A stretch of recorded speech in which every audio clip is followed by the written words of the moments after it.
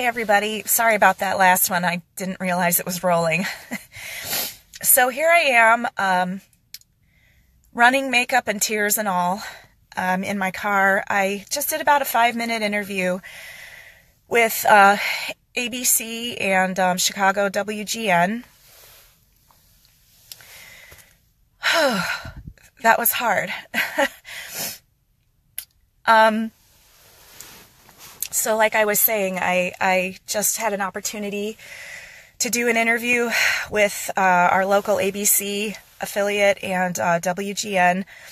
They let me speak freely and for as long as I wanted, and I think it went for about 5 minutes. I'm sure they'll have a very short clip tonight, but I spoke freely. I spoke up for Vonda and Nancy and the other women that have had to endure this. Some of them for 20 years, some of them just for the last 4 years when they realized that this had happened to other people. But I told the truth, and I said it graciously, but I said it very firmly, that what we witnessed here tonight is it's wrong, and we have a team of wonderful, I think some really good people at this church who are, because they are ignorant about these issues. I don't think the average person is educated about abuse, about clergy abuse, about predation. They don't know what to look for. They don't know that victims typically don't come forward right away. They don't know that victims feel alone, that they feel they won't be believed. How could they possibly go up against someone as powerful as a mega pastor? Gosh, all he did was hug me. Nobody's going to think that's any big deal, even though I know that he held me for 30 seconds and had his chest pressed to my chest and his stomach to my stomach, and he was holding me, not hugging me, and it was alone in his hotel room. And it scared me, and I cried when I went back to my hotel room. People don't understand that a woman knows what that means and that it is a big deal. And I tried to explain to the news that through my research and networking with some of the victims and their supporters and all sorts of people inside the church,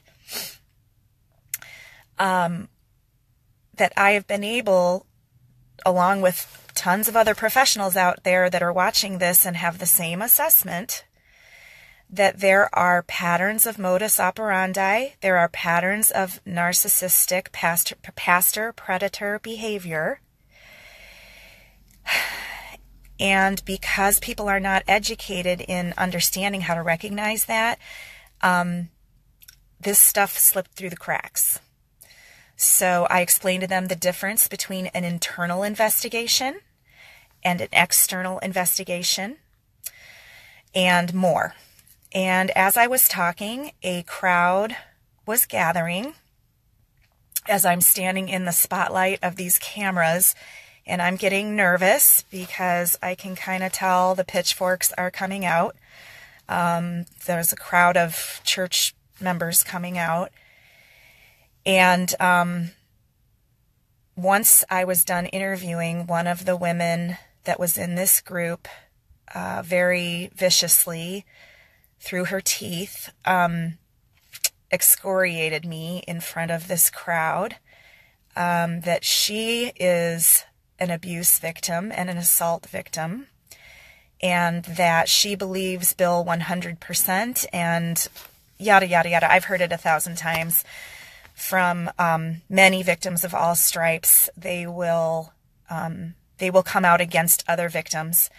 They will stand up for predators, but they think that they know the signs because they've been through it. But really what's happening is that it's their coping mechanism.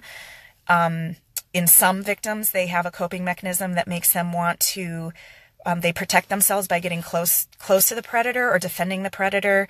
And they excoriate victims because the victims didn't do it the way they did it, or the way they would have done it, or the way they felt they should have done it even sometimes. So it's very sad when you see victims going after other victims. So then she came after me, and once they got a statement from her, and the cameras went away, one of the other women in the group turned to me and said, "So do you go to this church?" And I said, "Oh, yes, I do."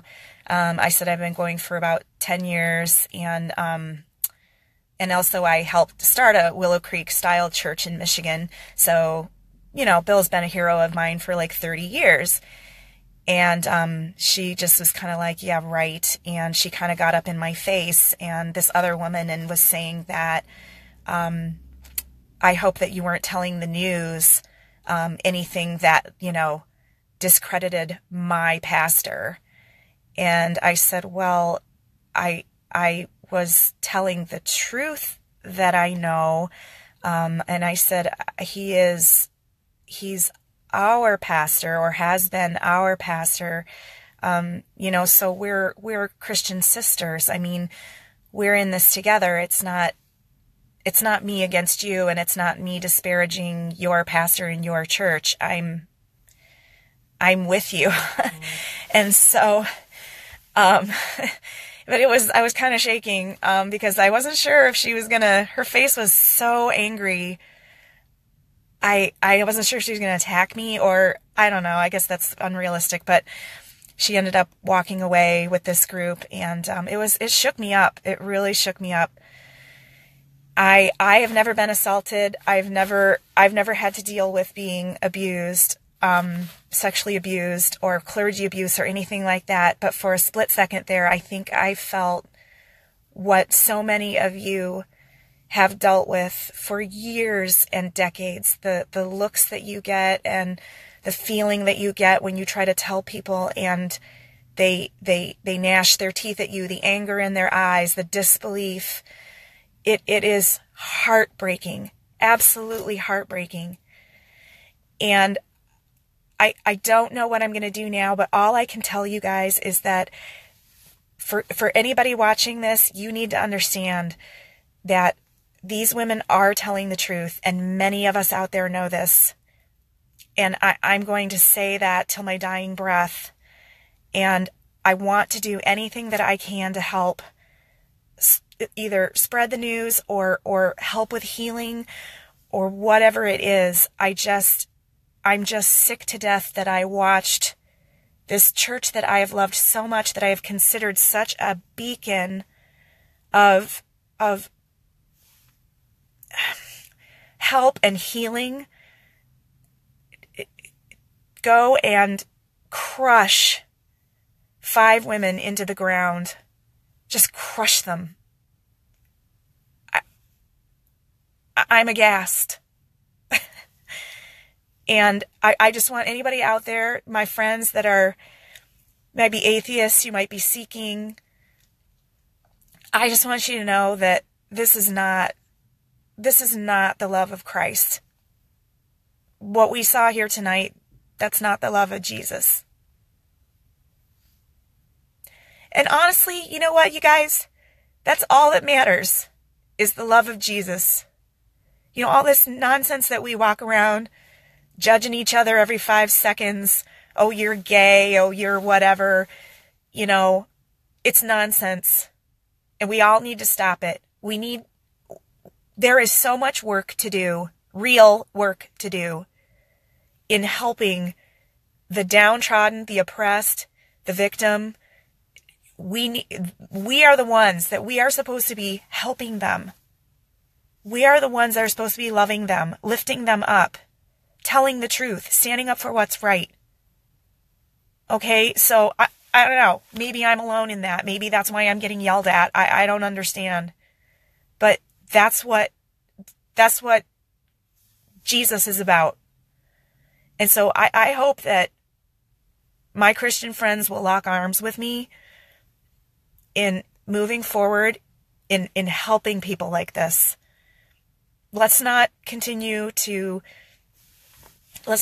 putting celebrity pastors up on a pedestal. Let's not continue this. I'm not saying don't listen to your pastor. I'm not saying don't listen to teaching. I'm not saying don't love your pastor. But we are letting ourselves, I'm raising my hand. I am guilty that I have allowed this to happen. That I've allowed myself to be swayed by celebrity status. And it's wrong. And I confess it, and I'm sorry for it. I don't know what I'm going to do now, but I'm done with that. And all I want to do now is reach out, grassroots, help people. Just help people who are hurting. It's the least we can do, guys. It's the least we can do. And if we do it together, we're going to change this world. It's time. Ladies, you know who you are. All you guys that I've been talking to, that we have private conversations about what the hell that you have been through. Just know I'm 100% behind you. There are so many that are.